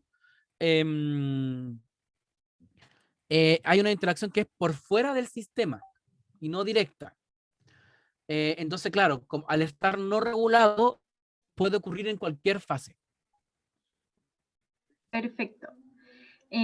Respecto también a este tema, dentro de esa comisión de evaluación ambiental, ¿hay personas con conocimientos ambientales? Y también si es que las Ceremis tienen competencias técnicas para decidir. Sí. Respecto a si en la comisión de evaluación ambiental, si es que hay gente con competencias ambientales, no es un requisito, probablemente son las capacidades propias de la persona que fue elegida no por sus competencias ambientales, sino por un cargo político. La comisión de evaluación completa es política, porque es integrada por los ceremis de medio ambiente, de transporte, de agricultura, de economía, bla, bla, bla, de los distintos ministerios. Hay una lista que está regulada por ley, y esos ceremis son electos por el ministro, quien a su vez es electo por el presidente o presidenta de la República. Entonces es política completamente. Y, disculpa, las ceremis sí tienen competencia. Bueno, las distintas ceremis que participan en la evaluación ambiental han invertido y tienen áreas ambientales dentro de sus organismos. o sea, la Seremi de Salud, además de preocuparse de todo el tema de la pandemia que está ocurriendo el día de hoy, tiene un área ambiental que se preocupa justamente de la evaluación ambiental de los proyectos y contratan gente técnica y especializada en estos temas. El problema del día de hoy es que, claro, probablemente tienen una Seremi, no sé, en una región, ponte tú, Atacama o Antofagasta, con mucho proyecto minero, o en Puerto Montt, o en los lagos, en Aysén, que también con mucho proyecto acuícola, y que ponte tú tendrás 2, 3 personas para una cantidad enorme de proyectos en evaluación en paralelo. Y además que todo este procedimiento tiene plazos súper reglados y son plazos bastante estrictos. O sea, para emitir pronunciamientos estamos hablando de plazos de 1 mes, 2 meses, dependiendo de qué fase del procedimiento. Entonces, claro, ahí hay un tema de gestión y de eficiencia de cuánto estos profesionales pueden abordar, digamos. Pero sí tienen gente competente. Perfecto. Bueno, hay más preguntas. ¿Qué se hace con los responsables de generar que las aguas superen las normas de calidad si las descargas de los proyectos son calificados favorablemente en el SEA? Y también mi consulta es la siguiente. ¿A qué se debe que no se declaren como zonas saturadas a una comuna si se tienen los datos que la norma primaria se vio sobrepasada? Por ejemplo, en la comuna de Tierra Amarilla iba a ser declarada como zona saturada el año 2009, lo cual no fue, y hasta la fecha sigue sin declararse zona saturada. Ya. ¿Me repites la primera parte de la primera pregunta? Sí. Era ¿Qué se hace con los responsables de generar que las aguas superen las normas de calidad si las descargas de los proyectos son calificados favorablemente en el SEA? Ya, vamos a aclarar unas cosas. Vamos a aclarar unas cosas. O sea, sí, entiendo que se evalúa un proyecto y se dice que va a generar impactos en el estero. ¿Eso es? ¿Es el supuesto? Aún no estoy entendiendo todo, pero una cosa es la evaluación ambiental, ¿cierto? En que ya hay una predicción, ¿cierto? Hay una predicción en que dice, este proyecto, así como está presentado, va a generar una superación, pero para evitar que eso ocurra, implemento todas estas medidas. Quien tiene que fiscalizar el rol de estas medidas es la Superintendencia del Medio Ambiente. Ese es su deber. Ahora, supongamos que cumpliendo todo eso, incluso, o mejor dicho, independiente si no cumplió las medidas, hay una superación en un lago que es donde desemboca el estero. Hay una superación a una norma de calidad. Ahí, como es la norma de calidad, no es responsabilidad de un particular. El responsable siempre de la norma de calidad es el Estado. ¿Y qué es lo que se gatilla de esa superación? Es que el Estado tiene que dictar un plan, ya sea de prevención o de descontaminación según corresponde. Ahora bien, volviendo a la parte de si se incumplieron las medidas que iban a evitar que se superara la contaminación en ese lago, ahí eso es competencia de la Superintendencia del Medio Ambiente, quien te va a iniciar probablemente un procedimiento sancionatorio por esos incumplimientos. Y además, si te llega a sancionar, va a considerar dentro del cálculo de la multa, que lo vamos a ver la próxima semana, a ver cómo se calculan, que tú generaste un efecto negativo sobre las aguas de ese cuerpo receptor. Entonces, como por decirlo en palabras más simples, va a agravar esta posible multa o incluso puede justificar que te cierren. Ahora bien, si cumpliendo con todo eso, ese es otro supuesto, que la empresa cumplió con todas las medidas y aún así se generó un problema, ahí, bueno, ahí pueden ocurrir muchas cosas, pero lo que podría potencialmente generarse es una circunstancia especial que tienen las RCA, que es la ocurrencia de impactos ambientales no previstos, probablemente. Pero a eso hay que analizarlo caso a caso, y eso implica que se tiene que volver a revisar ese proyecto y el estado de las variables ambientales. Eso es. Hay una mano levantada también, de Francisca Rivas. Si quieres... Hola, ¿me escucho? Sí. Sí. Sí, es que yo tengo una duda con las microcentrales hidroeléctricas que creo que, corríjame si no es así, que no necesitan como el visto bueno del SEA. Sí. Y Te Entonces, respondo al tiro, Francisca, y después continúo con otra pregunta que se me había olvidado que me habían hecho dos preguntas acá. Sí, ah, a tu respuesta, a tu pregunta, Francisca, es depende de cuánto es la capacidad generadora de energía de esa central. Si la instalación, la turbina que va a instalar, va a generar más de 3 megawatts, eso, según lo que dice el artículo 10 de la ley, debe ingresar al CEIA. ¿Ya? Si va a generar menos de 3 megawatts, no debe ingresar. Ahí está, ese es como el parámetro. Ahora, espero que eso responda a tu pregunta. Ahora, respondiendo a lo otro que tiene que ver con a qué se debe que no se dicta un plan de descontaminación habiendo todos los supuestos ciertos activados. Eso es responsabilidad exclusiva, digamos, de el Ministerio del Medio Ambiente y de las áreas respectivas de justamente darle continuidad de tramitación a un plan. Uno podría, desde el punto de vista de, bueno, pero no estamos siendo vulnerados por esa no dictación, ¿cierto? Y uno puede presentar ciertas como acciones para obtener esa justicia ambiental. Por ejemplo, uno podría hacer una denuncia, que en este caso correspondería a la Contraloría a la Contraloría General de la República, para justamente denunciar que no se están tomando que el Estado no está ejerciendo las acciones que le corresponden actuar en ese contexto. Eso es lo que correspondería en este caso. Bueno, hay otras más, digamos, caso a caso tendrán sus pequeñas aristas, pero en general es eso. Aquí el responsable del Ministerio del Medio Ambiente, y si un organismo público no está cumpliendo con su deber, porque en ese caso hay un deber, debe actuar contra la Ley General de la República. Tengo dos preguntas más, pero no sé si quieres continuar o las... bueno, Sí, más... mejor dejemos esas para el final porque Ya. nos quedan 15 minutos Sí, y vamos a avanzar con eso. fiscalización misma, ¿cierto? Ya, genial. Perfecto. Cuando les mostraba de cómo se regula una unidad fiscalizable, ¿cierto? Este establecimiento grande, este es un esquema que se lo robé a las presentaciones que hace la Superintendencia del Medio Ambiente, que muestra esta industria, ¿cierto? En que tiene varias cosas. Es regulada por una RCA que regula, por ejemplo, estas emisiones al aire. Hay una RCA que regula la instalación más grande o una ampliación. Hay una tercera RCA que regula una plantación, por ejemplo. Además hay un permiso que emite sectorial que emite un organismo específico, como por ejemplo CONAF. Hay una norma de emisión de ruido que aplica, si bien sobre la industria, pero en realidad se genera por ponte tú, un generador eléctrico que tiene esta empresa. Hay una cuarta RCA que está en otro lugar, ¿cierto? Hay residuos que se generan y ahí podría aplicar la IREP. Hay normas de emisión porque las emisiones de esta fuente van a un río, van a un canal, van a un cuerpo receptor, por ejemplo, o van al aire, ¿cierto? Como está acá. Y todo esto, o parte de esto, podría además estar dentro de una zona que tiene regulado un plan de prevención y o descontaminación ambiental. Entonces, así, todos estos instrumentos van interactuando y regulando distintas actividades y empresas de nuestro país. Pero, como podrán ver, el medio ambiente per se no está regulado.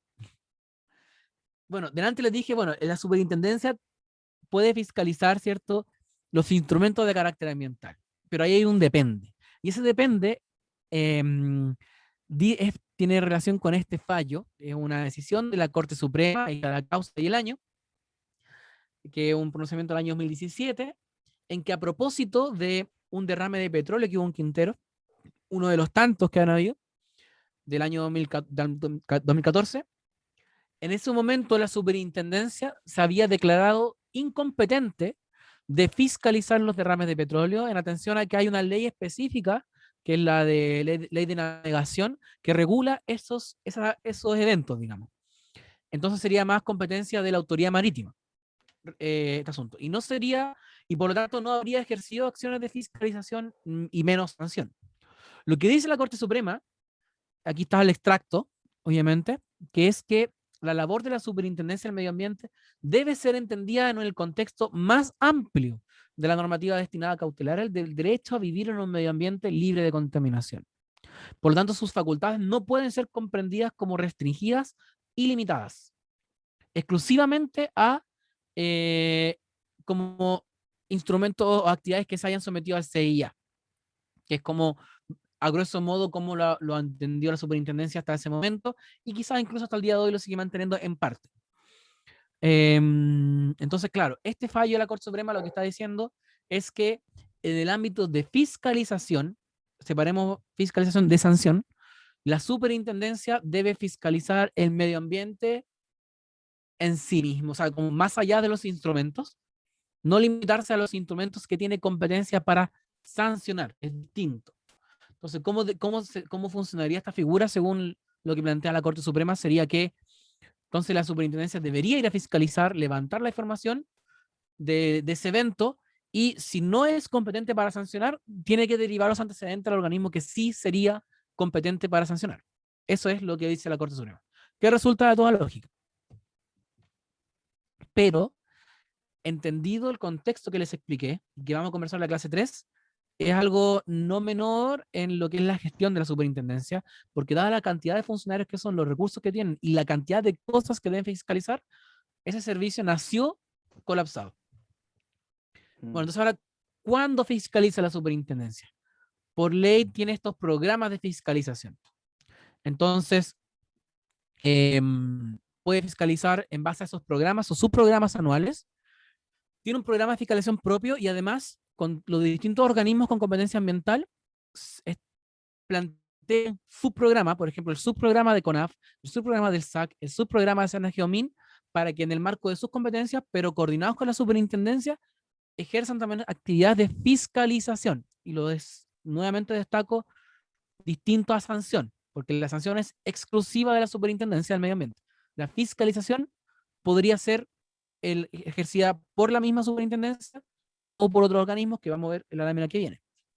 También puede actuar por denuncia, que es como, por ejemplo, se atiende la gran parte de las denuncias de los casos de ruido ambiental, y ya sean denuncias de la ciudadanía, organizaciones, también de otros órganos del Estado. Por ejemplo, Cernapesca está constantemente denunciando a empresas que tienen sobreproducción por ejemplo, salmones. Y de oficio, por ejemplo, cuando ocurren eventos de como trascendencia o connotación social importante, salen por prensa, digamos, y ahí entonces la superintendencia actúa. Estas son las formas en que la superintendencia actúa finalmente, limitado obviamente a los recursos que tienen. Y bueno, pero esto puede llegar de distintas formas.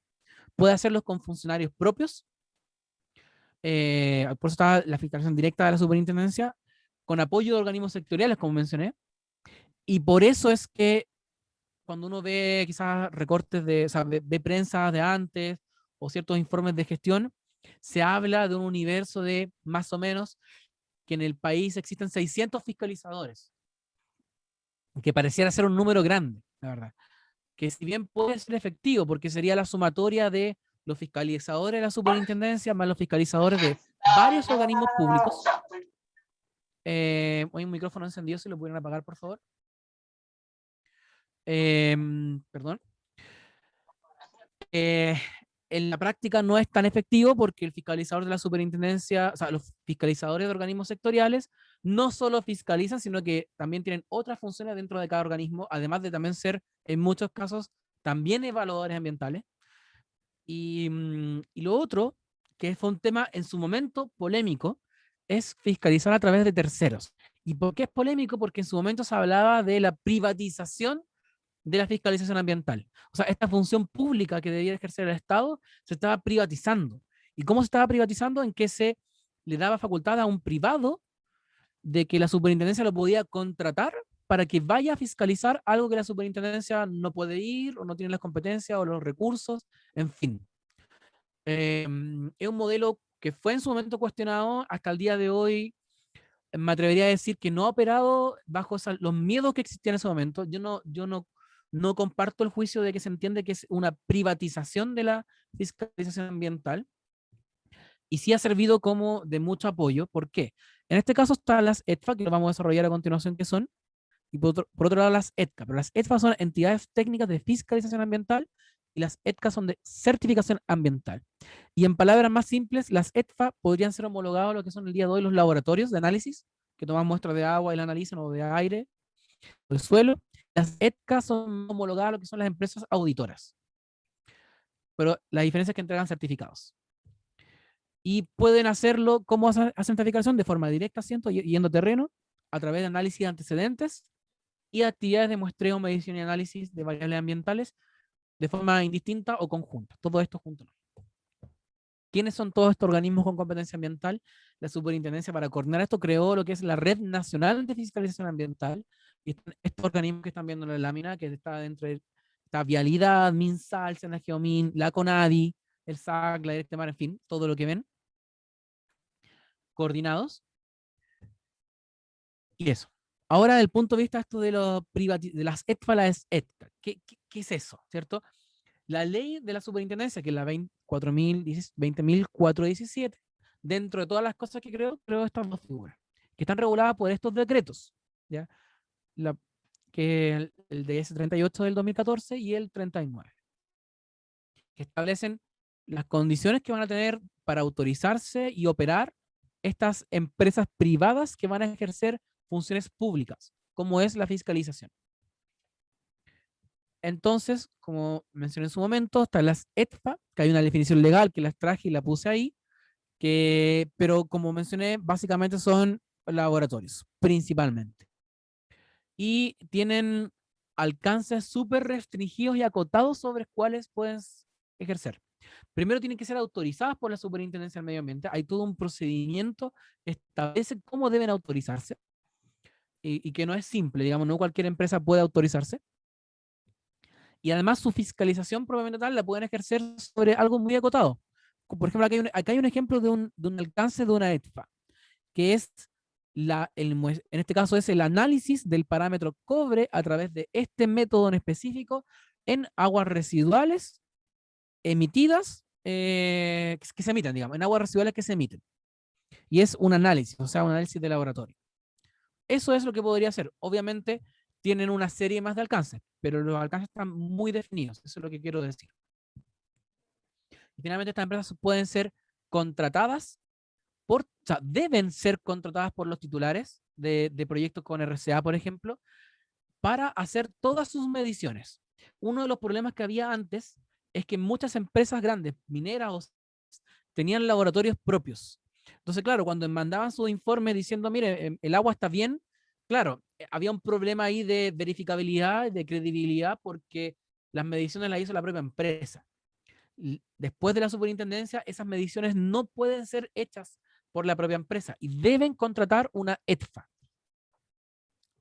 ¿Ya? Eso es deber legal. Si no lo hacen, su muestra no es válida y podría incluso ser, no podría incluso, se han iniciado procedimientos sancionatorios por no realizar las mediciones con ETFA. Y por otro lado, está el deber de la misma autoridad perdón, no es el deber, está la facultad de la superintendencia de contratar a estas empresas para que ejerzan actividades de fiscalización. Ya sea ir a tomar una muestra de agua y analizarla, ir a ver en terreno lo que hay y constatarlo, ¿cierto? Hacer verificación, que esto examen documental. Ahí la superintendencia tiene esa facultad. ¿Lo ha ejercido? Sí, pero de forma bien acotada. Y lo ha hecho, por ejemplo, para validar informes de monitoreo que mandan las empresas, por ejemplo, asociados al cumplimiento de la norma de emisión de riles, que tienen que tomar muestras del RIL todos los meses y enviarla a la superintendencia, y además contrata un laboratorio externo para que vaya y también tome una muestra para verificar qué tan real es lo que está reportando la empresa. Sí, así lo ha hecho. Estamos llegando a la hora, entonces perfecto. No sé si quieres dejar algunos minutos para las preguntas. Sí, perfecto. Mira, igual quedan 7 láminas, pero igual prefiero que la veamos con más tranquilidad. Déjame terminar una más, sí, y damos espacio para preguntas, sí, y el resto lo continuamos en la próxima clase. Ya. Entonces, les quería mostrar un poco con datos más duros que estas ETFA, además de que deben ser contratadas por las empresas que tienen que enviar reporte a la autoridad, y que la CMA tiene la facultad de contratarlas para apoyarse en actividades de fiscalización. Disculpa, Maximiliano, no se ve la PPT. Perdón, para que puedan ver la imagen. Gracias. Lo veo enseguida. Lo comparto enseguida.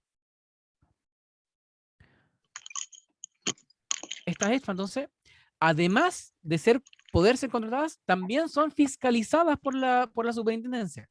Como mostré en varias láminas atrás, hay 70 ETFA autorizadas y una ETCA al día de hoy. Y además de poder ser contratadas, también son fiscalizadas. ¿Y cómo lo hace? Hay un programa específico de fiscalización de las ETFA a través de distintos mecanismos, y uno de esos tantos mecanismos es los ensayos de aptitud, que finalmente estas están obligadas a participar, y lo que hace la superintendencia es que le manda muestras con parámetros, con contaminantes, concentraciones de ciertos contaminantes que la superintendencia conoce, pero que obviamente los laboratorios no conocen, y evalúan qué tan certeras son sus análisis. Y por ejemplo, acá hay un gráfico del último ensayo de aptitud que está público, que es de noviembre del año pasado, y aquí extraje el parámetro plomo en aguas residuales. Acá todos estos números son los códigos, porque esto no están transparentados quién es quién, porque el objetivo no es como acusar, sino que evaluar el desempeño de estas empresas. Aquí se ve, por ejemplo, esta empresa, que es la 9316, no sabemos cuál es, de todas las EFA que hay, que si se fijan, la mayoría tuvo sacó que esa concentración de plomo en esa agua era más o menos 0,1, con cierta variabilidad que está marcado por la línea roja, por las líneas rojas. Pero esta empresa se escapó bastante de esa concentración. Entonces ahí la superintendencia tiene ojo, le dice a esta empresa, ojo, usted no está analizando con total certeza y precisión este parámetro, revise sus procedimientos. Si esto se sigue reiterando, también la empresa puede ser sancionada, esta empresa de laboratorio. Y eso antes no existía, por ese caso. Entonces, claro, la superintendencia ejerce fiscalización sobre todos los instrumentos de carácter ambiental, y también a las empresas que prestan servicios de apoyo a la fiscalización ambiental, entre las que están estos laboratorios. También fiscalizar. Eso. Entonces aquí era la bienvenida, en la cual le iba a hacer preguntas, si podemos conversar algunas preguntas, y el resto que queda lo vemos la próxima semana. Perfecto, mira, yo había anotado unas preguntas que surgieron antes respecto a la fiscalización, a la SMA, pero veo dos manos levantadas, no sé, mejor si es que quieren partir ellos, Martín Villalobos, si no me equivoco, y después Francisca Rivas. ¿Martín?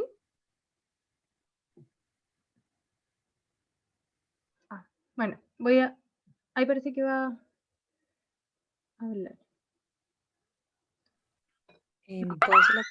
Francisca, si quieres, puedes hacerla tú por mientras. Ya, y que, bueno, no era la pregunta en sí la que hacía anteriormente, sino que hablando de estas microcentrales hidroeléctricas que no son evaluadas ambientalmente y llegan y se instalan sin permiso como de nadie, y luego viene de nuevo la misma empresa como a 2 metros a hacer otra misma microcentral hidroeléctrica, y ya van 3, 4, no sé ahí si es que quién tiene la facultad de ver lo que está pasando ahí. Esa es mi Sí, duda. ya. Sí, Francisca, dentro de los elementos, situaciones que corrigió la reforma del año 2010, fue justamente incorporó la figura de fraccionamiento de proyectos. Te menciono un artículo que es el artículo 11 bis de la ley 19.300, en que se regula el que los proyectos no pueden a sabiendas fraccionar su proyecto con el objetivo de eludir el sistema de evaluación de impacto ambiental. Entonces, si esta empresa que mencionaste, que puso una central, ponte tú mini, pero que eran 2 megawatts, ¿cierto? Esa no da las condiciones de ingreso al CIA, lo que no quita que igual debe tramitar derechos de aprovechamiento con DGA, cambio de uso de suelo con Seremi de Agricultura, patentes comerciales con la municipalidad, bueno, en fin, tiene que tramitar un montón de permisos con otros organismos también, por si acaso, eso es otra cosa.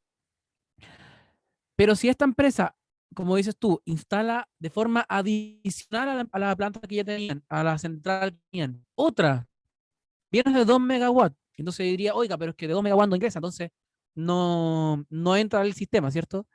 Ahí nace la figura de fraccionamiento, de decir, ojo, no, porque tú tenías 2, pero ahora vuelvas a instalar 2, ahora tienes 4, y en conjunto, que es tu proyecto, sí ingresa al sistema ambiental. Eso podría ser considerado un fraccionamiento de proyecto, y es sancionable por la Superintendencia del Medio Ambiente.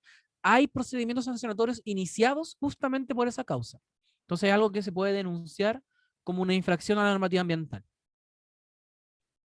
Ya, eso, muchísimas gracias y estuvo espectacular la clase. Hay otra mano levantada, Martín Villalobos. Te damos la palabra para que puedas hacer la pregunta. Sí, gracias primero que nada por el curso, por la instancia, también a Maximiliano. Yo escucho el podcast Ambientalmente Hablando, así que la primera vez que lo veo en persona. Yo tengo una pregunta con respecto al tema que está en una diapositiva un poco antes con respecto a la resolución de calificación ambiental, que puede, o por lo que entendí, digamos, que algunos proyectos, digamos, mineros, digamos, de agricultura, etcétera, pueden necesitar más de una resolución de calificación ambiental para un respectivo proyecto que tengan. ¿Eso es efectivo o no? Sí, sí, voy a ir acá. No. Supongamos que hay un proyecto de salmonicultura, ¿cierto? Que en su momento dijo, yo voy a hacer 10 jaulas, 10 módulos en tren, por decir algo, con tal producción. Supongamos 500.000 peces, ¿ya? Pero por temas comerciales dijeron, se nos está yendo bien, vamos a ampliar, vamos ahora a producir 1.000.000 de peces. Ya, esa modificación, como es una modificación importante que puede generar nuevos impactos ambientales, debe ingresar al sistema de evaluación de impacto ambiental. Entonces, ese mismo centro de cultivo debiera tener una RCA original y además una RCA que modifica a la anterior y amplía la capacidad de producción. Y eventualmente esta nueva RCA puede establecer nuevas medidas y condiciones que debe cumplir. Perfecto, que ahí yo tenía justo mi pregunta, que ¿hay alguna normativa que catalogue cuál es el estándar de, oye, acá, si quería hacer este proyecto, necesitáis obtener una nueva resolución de calificación ambiental? O, por ejemplo, no sé, oye, tu proyecto a largo plazo empezó, por ejemplo, tengo entendido que el tema de la emisión acústica también está dentro de la RCA. Oye, también Sí, tenéis que en este caso necesitar otra. Entonces, ¿hay alguna normativa que establezca los parámetros de decir, oye, hasta aquí puedes mantenerte con esta respectiva resolución de calificación ambiental, pero si quieres hacer esto otro, necesitas otra resolución? claro. Así como un umbral, eso como un umbral concreto no existe, ¿ya? Pero en la misma ley de base del medio ambiente y en el reglamento del sistema de evaluación de impacto ambiental, en el artículo 2, letra G, que es de modificaciones, si mal no recuerdo, ahí se establecen los distintos supuestos bajo los cuales una modificación de proyecto debe ingresar. Y además hay guías que ha emitido el Servicio de Evaluación de Impacto Ambiental que permiten tener más parámetros para decir, ¿sabes qué? Si tú estás cumpliendo estas condiciones, entonces debería ingresar. Umbral no existe porque es sumamente difícil, porque es muy caso a caso. Y eventualmente yo podría tener un proyecto de, llevémoslo al absurdo, llevar al absurdo las condiciones pueden servir para ejemplificar cosas, ¿cierto? Podría tener un proyecto que, que no ingresó en un lugar que eran 500.000 pesos, pero no ingresó. ¿Por qué? Porque eran en el medio del Océano Pacífico, ¿ya? Entonces ahí nunca ingresó, porque en realidad el área, el entorno, digamos, bueno, más allá de que no hay regulación allá, pero suponiendo que hay regulación allá, digamos, el entorno puede absorber eso y no generaría impactos ambientales. Pero un proyecto de 10 peces en un laguito pequeño dentro del santuario de la naturaleza X probablemente sí ingrese, pese a que son solo 10 peces. Entonces, este ejemplo lo pongo para ejemplificar que poner umbrales desde el punto de vista ambiental puede ser muy peligroso e incluso contraproducente porque tiene que evaluarse siempre en función de las características del entorno donde voy a hacer un proyecto. Pero bueno, a tu respuesta en concreto, guía SEA y lo articulado que mencioné del reglamento y de la ley. Perfecto, muchas gracias también por el espacio. Y perdón, ¿esto va a quedar grabado en alguna parte? Sí, Que se me quedó un poco pegado. sí, va a quedar Sí. grabado y se va a subir a la plataforma, al canal de YouTube de ONG FIMA. Dado el tiempo, quedan 2 manos levantadas, entonces les parece que van a ser estas las últimas preguntas. De todas maneras, van a continuar las clases, entonces ahí también se pueden volver a reactivar estas dudas que ya han puesto en el chat. Entonces doy la palabra a Pablo Azúa y luego Gabriela Álvarez para finalizar la ronda de preguntas. Hola Max, gracias Hola. por la charla. Hola, Pablo. Tengo 2 preguntas. La primera, tú mencionaste en algún momento que existe como un déficit de personal que pueda fiscalizar. Eso es lo primero. Entonces, si existe como alguna estimación de cuál debería ser la carga de profesionales que puedan ejercer esta función. Y la segunda, si es que hay algún modelo para avanzar en la integración de las unidades fiscalizables o la política actual es mantener como la separación de las unidades fiscalizables y profundizar en esa área. Eso, gracias. Ya. A tu primera pregunta, o sea, hola Pablo. A tu primera pregunta la voy a responder, por supuesto, de una opinión, porque no represento a ninguna institución acá y pese a que trabajé en la superintendencia, no, ¿cierto? Para dejar en claro, no represento ninguna, ni por nada, digamos, lo que puede opinar ese organismo. Tengo entendido, y cuando yo estuve allá se trabajó en eso, que se hicieron estimaciones de cuántos funcionarios se requerirían para ejercer ciertas funciones. Y sí, la verdad es que sí, se presentaron también en la Comisión de Medio Ambiente de ambas cámaras, de diputados y senado, que son justamente la que aprueba los presupuestos y también reformas, y eso está ahí. O sea, como que yo creo que es un diagnóstico compartido que la superintendencia, en los términos que está el día de hoy funcionando, son recursos insuficientes.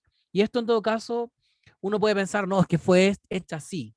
Uno podría tener esa visión de que no, es que en su origen fue pensada así, acotada, porque no se quería que la fiscalización fuera tan fuerte. Puede ser, digamos, pero la versión que yo conozco, ¿cierto?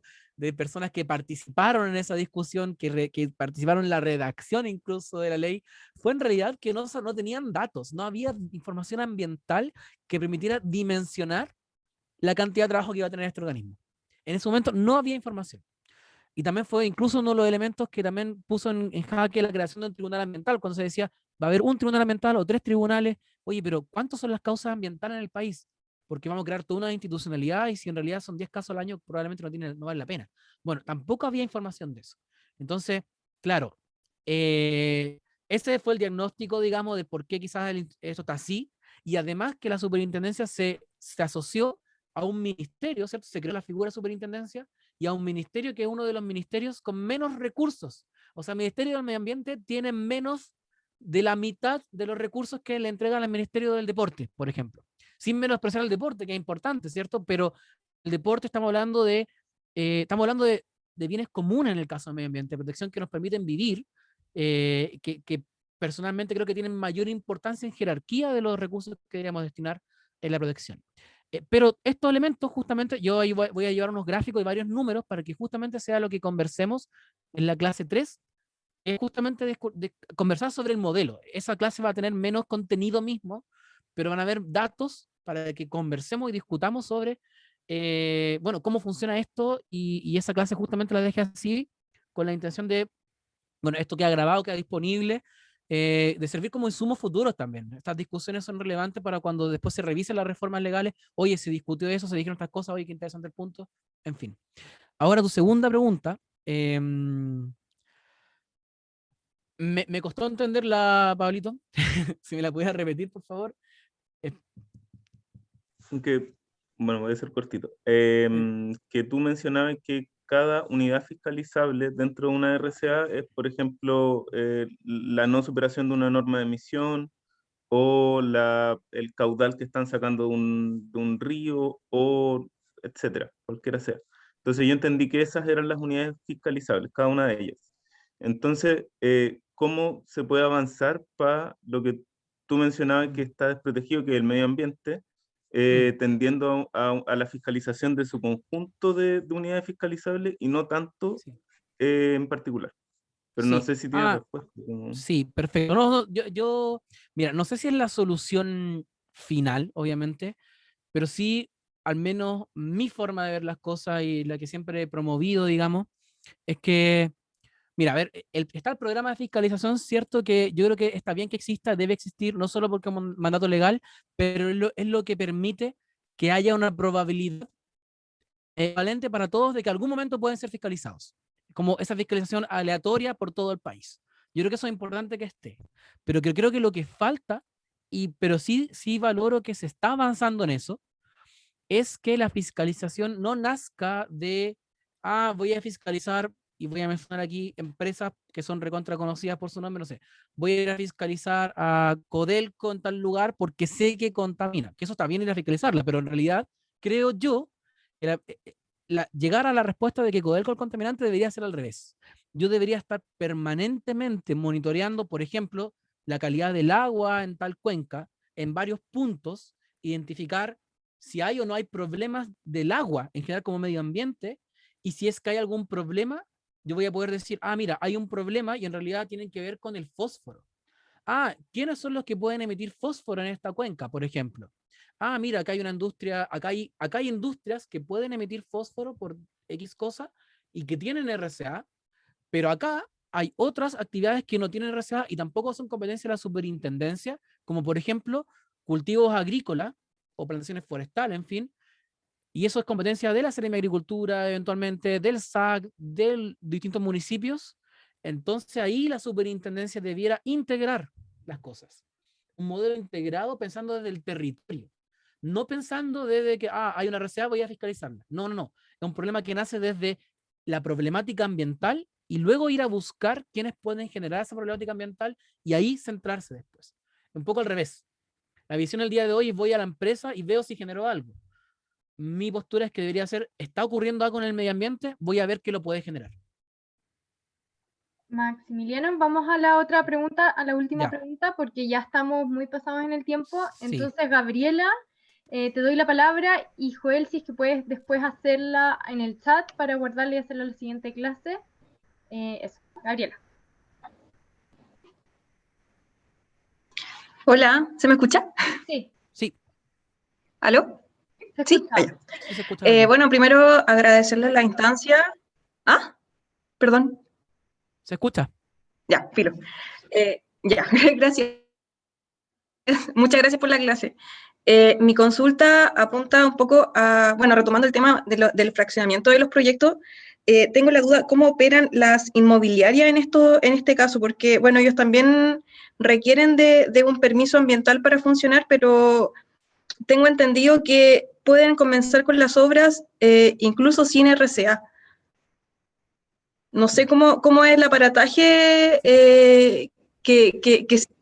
no sé si me explico. ¿Cómo No, funciona legalmente la aprobación ambiental de la inmobiliaria? Ya, sí, entendí tu pregunta y va a tocar varias cosas. Perdón, ¿se escucha? ¿Se escucha? Sí, Es que parece se escucha. que... ya. Se escucha bien. Ya. Mira, de partida, ningún proyecto puede iniciar obras sin tener su permiso ambiental. Obviamente pensando en proyectos que deben tener el permiso ambiental. Las inmobiliarias tienen varias formas de ingresar al CIA, ¿cierto? La más común es si construyen más de 300 casas o departamentos en un sitio, en un área que tenga plan de descontaminación aprobado. Por ejemplo, entonces, en la región metropolitana, cualquier proyecto inmobiliario o conjuntos de departamentos que tenga más de 300 debe ingresar. Eso es lo que dice la norma. Entonces, primero, hablamos a lo que mencionó también la pregunta de Francisca, creo que era, el fraccionamiento.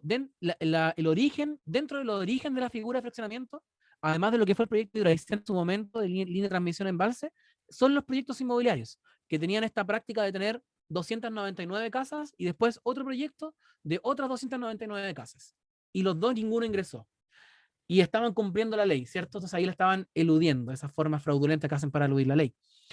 Eso el día de hoy no podría existir porque existe justamente la figura de fraccionamiento y que justamente se ha aplicado, los fraccionamientos iniciados el día de hoy por la superintendencia, en su mayoría son por proyectos inmobiliarios. Ahora, bueno, lo que también te dije, recuerdo, ningún proyecto puede iniciar obras sin los permisos ambientales. Y hay que entender que el permiso ambiental, dentro de la evaluación se establece cuál va a ser el acto faena mínimo. Pero como mínimo, siempre mínimo, porque un proyecto podría variar cuál es el acto, pero nunca va a poder ser más allá del primer acto que genere, que tenga el potencial de generar impactos ambientales. Entonces, no puede, por ejemplo, realizarse el despeje del terreno, que es una práctica común en los proyectos inmobiliarios, ¿cierto? Que es aplanar, sacar los árboles, maleza. Eso no podría ocurrir si no tienen la RCA aprobada. Si ocurre, es porque están justamente incumpliendo la normativa y eso es algo denunciable a la Superintendencia del Medio Ambiente y hay casos que justamente se han sancionado por iniciar obras previo a tener el permiso. Eso. Espero que eso haya podido responder tu pregunta, Gabriela. Sí, muchas gracias. Bueno, muchas gracias a todos y a todas por haberse quedado hasta tan tarde, a Maximiliano por la gran clase que diste hoy día, estuvo muy interesante. Les recuerdo que la clase va a quedar grabada y luego la subiremos al canal de YouTube de FIMA. Sé que quedaron muchas preguntas en el chat, entonces la idea es que por favor cuando puedan, si se pueden conectar la próxima sesión, hagan las consultas nuevamente y quizás algunas se van a ir respondiendo a medida que vayamos viendo más materia en esta clase.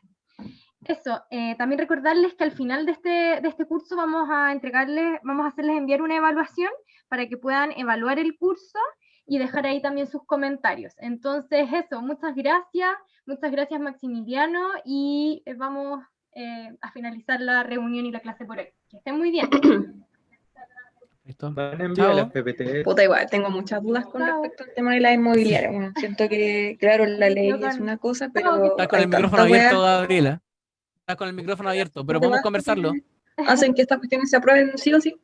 La otra vez Voy a con cerrar la reunión, los pero chiquillos gracias, de medio chao. tiempo fuimos a hacer